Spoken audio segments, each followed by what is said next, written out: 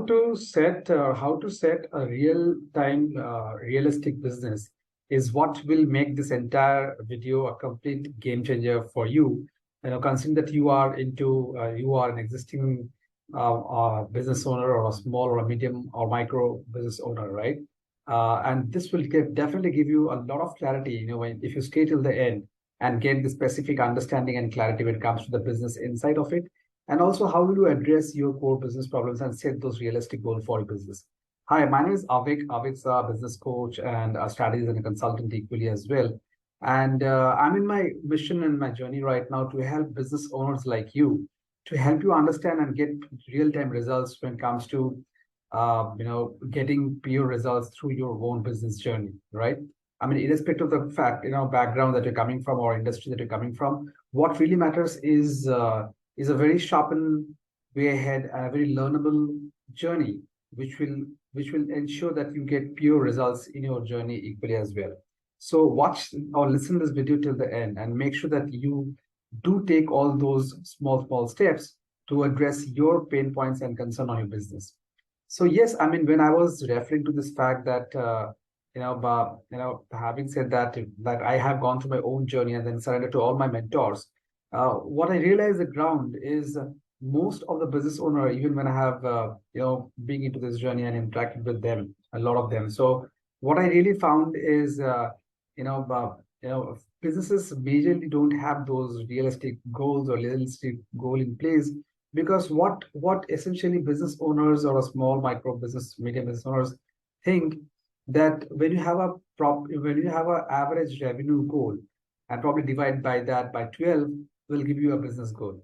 Well, my friend, that's not the real story for that matter. Yeah, what really matters is you should have three components when it comes to setting a very realistic goal, and ensure that you get that on paper. While setting a realistic goal. So I'm emphasizing all those in detail. Just make sure you take enough notes on that and make it happen for that matter. So the first goal which you need to set as a part of a component of your realistic goal is you must have a result-oriented goal. Now, what I mean by result-oriented goal is that any goal or any actionables which is required to set up to ensure that you have a right strategy and system in place, and also to ensure that those right strategy and system with refer to the particular function that you are trying to set a realistic goal would address the result for that particular function as well. Let's say, for example, if I'm talking on the ground or if I'm speaking on the ground, that you need to ensure that you need to have minimum let's say X amount of lead a week or X amount of lead a month, right? So considering this, so the question will come on the ground, then what are the numbers or the resultant goal that you have set for this to achieve those X amount of lead in a week or in a month? And that can only be done when you have a proper system and a proper strategy guided by that to get into that lead generation, or that lead generation activity, or kind of, to get that into result-oriented goal, right? So like this, every function, whatever result-oriented goal that you set, you must have a proper strategy and system. So in this case, when it comes to lead generation, so probably the strategy and system that would come is what are those channels that you have actually planned to cater your lead generation activity? What are the content that you will be adding to ensure that you'll be creating those lead generation activity? What are those strategy or other value and impact that you'll be adding in reference to those content generation activity?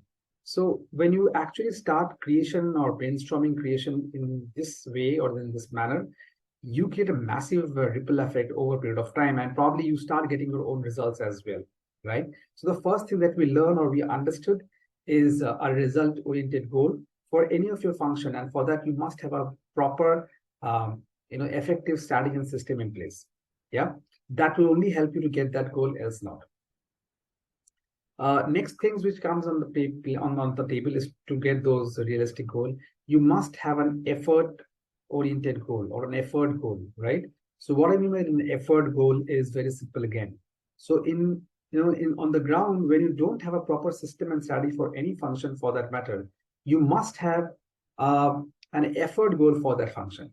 So let's say for building up your sales pipeline, initially across industry, whichever industry you're from, you might be able to go ahead and create an effort goal for that, because even if you don't have a proper systems and strategies in place, so which means maybe you're not sure on your numbers, or probably you're not sure how to go ahead and make a proper sales systems in terms of all the things that needs to be set up.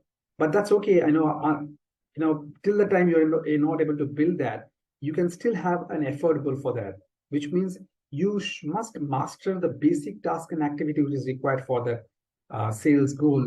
Sales goal in sales function to achieve.